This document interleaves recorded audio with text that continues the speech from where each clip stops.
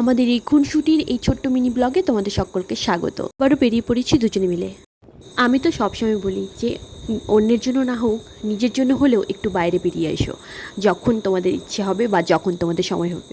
সেই রকম আমরাও দুজনে মাঝে মধ্যে বেরিয়ে পড়ি এরকম ছোটোখাটো কিছু ট্রিট নেওয়ার জন্য বা ছোটোখাটো কিছু জার্নির জন্য।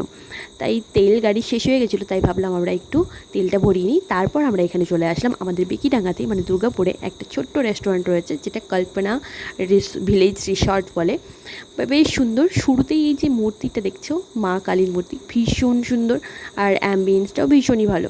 বাট এখানকার সার্ভিসটা কতটা ভালো সেটা তো আমরা অবশ্যই তারপরে দেখব।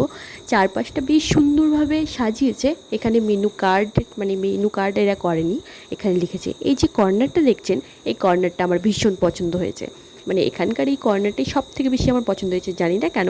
আমরা বেসিক্যালি স্টার্টার খেতেই সেখানে গিয়েছিলাম, তাই নর্মালি আমরা ফিশ ফিঙ্গার নিয়েছিলাম আর একটা কোল্ড ড্রিঙ্কস। তবে ফিশ ফিঙ্গারটি খেতে মন্দ ছিল না, বেশ ভালোই ছিল।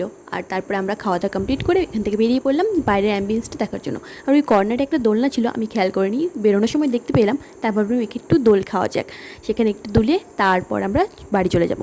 চলো আজকে ভিডিওটা এই পর্যন্ত। যদি ভালো লাগে অবশ্যই লাইক শেয়ার কমেন্ট করে দিও, আর আমাদের পাশে থেকো। আর না, চ্যানেলে যদি নতুন হয়ে থাকো অবশ্যই সাবস্ক্রাইব করে দিও। Thank you.